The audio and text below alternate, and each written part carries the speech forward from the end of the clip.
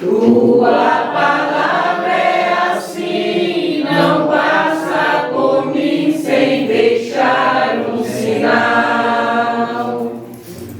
O Senhor esteja conosco. Ele está no meio de nós. Proclamação do Evangelho de Jesus Cristo, segundo Mateus. Glória a vós, Senhor. Os discípulos aproximaram-se e perguntaram a Jesus: por que usas parábolas para falar com eles? Jesus respondeu: porque a vocês foi dado conhecer os mistérios do reino do céu, mas a eles não.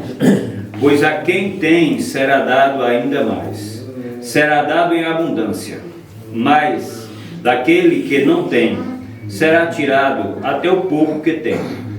É por isso que eu uso parábolas, para falar com eles. Assim, eles olham e não veem, ouvem e não escutam, nem compreendem. Desse modo se cumpre para eles a profecia de Isaías. É certo que vocês ouviram, porém nada compreenderão. É certo que vocês enxergarão, porém nada verão. Porque o coração desse povo se tornou insensível. Eles são duros de ouvidos e fecharam os olhos para não ver com os olhos e não ouvir com os ouvidos.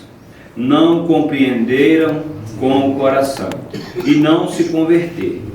Assim, eles não podem ser curados. Vocês, porém, são felizes, porque seus olhos veem e seus ouvidos ouvem. Eu garanto a vocês, muitos profetas e justos desejaram ver o que vocês estão vendo e não puderam ver. Desejaram ouvir o que vocês estão ouvindo e não puderam ouvir. Palavra da nossa salvação. Glória a vós, Senhor. A parábola do semeador, que nós conhecemos muito bem. O semeador saiu a semear, a primeira semente caiu em terreno pedregoso, a outra caiu nos espinhos, depois a outra caiu em terra boa. Nem assim eles entendiam aquilo que Jesus pregava. Jesus usava muitas parábolas para ilustrar o reino de Deus. Mas aqueles que tinham o coração aberto para ouvir, para entender, Jesus está dizendo para nós que eram curados pela palavra. A palavra de Deus, ela cura, ela salva, ela liberta. Mas quando nós lemos, meditamos, oramos e trazemos para nós, na palavra de Deus, o Papa Francisco, no Evangelho Gaudium, ele vai dizer que a palavra ela não é para ser lida, que ler a gente lê bula de remédio, ler a gente lê cartaz, ler a gente lê banho. Mas o Papa Francisco dizia que a gente precisa ler, meditar e orar. São três coisas diferentes. O Salmo 1, o salmista vai dizer para nós: confia na palavra do Senhor, medita nela dia e noite. Ou seja, ela é alimento. Jesus, quando ele é tentado no deserto, ele fala: nem só de pão vive o homem, mas de toda palavra que sai da boca de Deus. No capítulo 4 de João, no versículo 35, quando os discípulos voltam, que vão buscar comida, que Jesus está conversando com a samaritana, eles oferecem comida para Jesus, Jesus não quer. Ele fala bem assim: mas será que ele já almoçou? Será que alguém deu comida a ele? Jesus falou assim: meu alimento é a palavra do meu Pai. Então a palavra de Deus para nós, ela é alimento. Jesus, ele lembra o profeta Isaías aqui, eu também lembro o profeta Oséias, no capítulo 4, no versículo 6, onde ele vai dizer: o meu povo perece por não conhecer. Muitas vezes nós perecemos por não conhecermos a palavra. Tantas pessoas leem a palavra, muitas pessoas chegam para mim e falam assim: eu leio, mas eu não entendo. É porque só lê. Ela precisa ser lida como semente, deixar cair no nosso coração, para ela poder germinar, não para curar somente aqueles que a gente anuncia, mas para curar nós mesmos. Jesus está falando para nós: esse povo enxerga, mas não vê. Eles escutam, mas não ouvem. Por isso não são curados. Por isso que não são curados. A palavra de Deus, ela traz cura para nós. Porque aqui Jesus lembra o profeta Isaías. Ele fala para se cumprir o profeta Isaías. Porque quem primeiro pregou com parábolas, quem primeiro pregou difícil da gente entender foi Isaías. Isaías no capítulo 6, Isaías tem a visão do trono de Deus. E aí quando Isaías tem aquela visão do trono de Deus, de querubins tomando conta do trono de Deus, ali ele cai como desmaiado. E aí quando Deus manda ele levantar, aí Deus fala bem assim: quem enviaremos da nossa parte? Isaías fala: eis-me aqui, Senhor, envia-me. Aí Isaías pergunta: mas como eu vou pregar? Aí Deus fala: pregue de uma maneira que vendo eles não enxerguem, ouvindo eles não ouçam, porque é um povo de coração duro. Aí Deus falou, e aqui se cumpre a palavra do profeta Isaías. Isaías ele pregou dessa forma. É tanto que o livro do profeta Isaías são 66 capítulos. Quantos capítulos eu disse? 66. É dividido em 3 livros: primeiro Isaías, segundo Isaías e terceiro Isaías. Primeiro chamado Proto-Isaías, onde ele começa a falar para o povo do arrependimento, falar do cativeiro dos assírios, do cativeiro da Babilônia, do 1 ao 39, do 40 ao 45, já é o próprio Isaías, o livro da consolação de Isaías. Ele vai falar do final do cativeiro. Do 46, do 56 até o 66, ele vai falar da reconstrução do templo, de um novo céu, de uma nova terra. Então é um livro difícil de se entender, o profeta Isaías. É tanto que tem gente que lê e não sabe que é dividido em 3 livros: primeiro, segundo e terceiro Isaías. A gente só vai entender se realmente a gente ler, meditar e acolher. É por isso que Jesus lembra o livro do profeta Isaías. Não é um livro de fácil entendimento, de maneira nenhuma. Em 1517, quando teve a reforma protestante, Martim Lutero ele escreve 95 teses dele, que ele não aceitou o catecismo, ele não aceitou a Igreja Católica. Ele escreve 95 teses e coloca na porta da igreja de Wittenberg, na Alemanha. E uma dessas 95 teses que Martim Lutero escreve é a seguinte tese: nós podemos interpretar a palavra do nosso jeito, e nós não podemos interpretar a palavra do nosso jeito. Porque se você for ler em Atos dos Apóstolos, no capítulo 8, versículo 26, quando o eunuco ele pega a palavra e começa a ler, ele está lendo bem o livro do profeta Isaías, no capítulo 53. Quando Isaías está falando de Jesus, quando Isaías está falando que pelas chagas de Cristo nós fomos curados, ele foi pisoteado, ele pagou pelos nossos pecados, e pelas suas chagas nós fomos curados. E o eunuco ele não consegue entender aquilo que ele estava lendo, ele não consegue interpretar aquilo que ele estava lendo. Aí Deus manda Filipe, um anjo falar com Filipe para ir lá ajudar o eunuco. Filipe chega e fala assim: o que é que você está lendo? Você está entendendo o que você está lendo? Ele vai dizer: como que eu vou entender se não tem quem me explique, se não tem quem me ensine?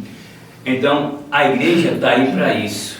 Então Martim Lutero ele é muito errado quando ele diz que nós podemos interpretar a palavra de Deus. Qualquer um pode interpretar do nosso jeito. Não. Nós interpretamos a palavra de Deus com auxílio do magistério da igreja. A gente não consegue interpretar a palavra de Deus sozinho. É por isso que muitas pessoas leem, elas chegam para mim e falam: eu leio e não entendo. É porque tem que interpretar sozinho, como disse Martim Lutero, que nós podemos. E nós não podemos, sabe por quê? Porque corre o risco da gente entrar no achismo. Ah não, aqui eu acho que... Ah não, aqui não, Jesus aqui também está exagerando. Aqui eu acho que aqui tinha que ser assim. Aqui, não, eu acho, e aí a gente peca pelo achismo. É como a igreja aqui, né, que nós temos uma igreja de 2025 anos, e sai gente aí da igreja, e nós da igreja católica eu não aceito, isso eu não aceito. Então quem não aceita o que a igreja católica ensina desde o tempo dos apóstolos, quando Jesus fundou, Mateus 16:18, o Espírito sobre essa terra edificará a minha igreja, e a força do inferno não vai prevalecer contra ela. Quem não aceita, funda a sua. Quem não aceita, aluga um lugar onde era supermercado, onde era um açougue, e bota uma igreja. Porque a igreja de Cristo, quando tem uma igreja, quando tem uma capela, já tem um lugar certo para ter a igreja de Cristo, uma capela, uma igreja, uma catedral. A igreja não aluga um açougue, a igreja não aluga um supermercado, um teto, e faz a igreja. A igreja é edificada para isso. A igreja tem um endereço certo, é ali na Santa dos Pobres, é aqui no bairro Santo Antônio, e por aí vai. Então, a palavra de Deus não é para ser interpretada de qualquer forma. É por isso que muitos não entendem. Porque se você for ler Atos 4, vai dizer que a igreja crescia na unidade, na fração do pão e na partilha da palavra. Então nós precisamos buscar entender a palavra, fazer estudo bíblico com a Igreja Católica Apostólica Romana.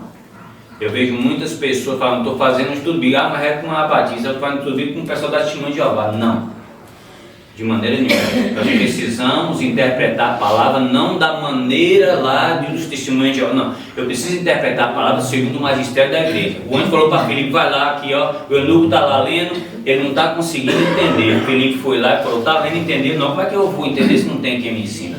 O Filipe chegou e interpretou para ele. Quando chegou perto de uma água, o eunuco falou bem assim, tem água ali, o que é que impede que eu seja batizado? Então pela palavra que ele entendeu, ele falou, eu quero ser batizado. Ele foi curado pela palavra que Felipe pregou para ele, Felipe revelou para ele aquilo ali. Então é por isso que Jesus fala para nós hoje, que a palavra nós precisamos ver, nós precisamos ouvir, agora precisamos deixar cair no nosso coração, entender com o coração. O apóstolo Paulo em Romanos capítulo 10, versículo 9, ele vai dizer o seguinte, se eu acreditar com o meu coração, se eu professar com meus lábios que Jesus é o Senhor, e se eu acreditar que Deus Pai ressuscitou Ele dos mortos, eu vou ser salvo. Eu vou ser salvo. Então eu preciso acreditar, Jesus ele é a própria palavra, o verbo divino que se fez carne e habitou entre nós. Mas só que se a gente conhece de Bíblia, a gente vai ver que em João no capítulo 16, do versículo 26, Jesus vai falar bem assim para o discípulo. Jesus ali já não está mais fazendo milagres, ele já está caminhando para o Calvário. Jesus vai falar para o discípulo bem assim, até hoje eu falei para vocês através de parábolas, de hoje em diante eu vou falar as claras. O que é que Jesus quer dizer com isso? Acabou o papinho, acabou o mingauzinho, agora é comida forte.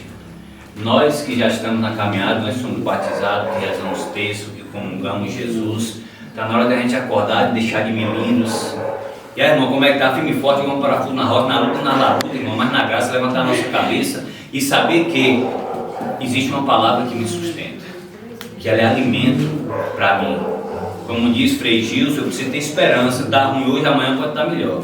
Acreditar que a palavra de Deus, ela me dá esperança. Por quê? Porque nós somos peregrinos da esperança. Amém? Amém. Louvado seja. Eu me ofereço inteiramente toda a voz e em prova da minha devoção.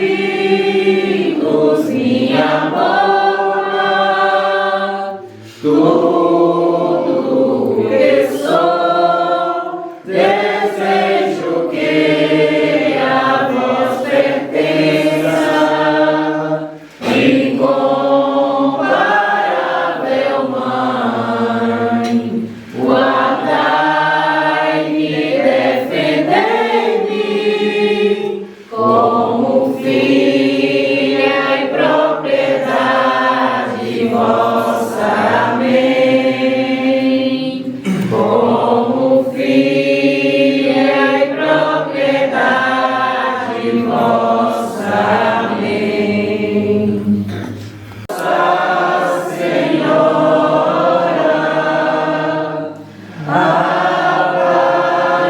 Aparecida,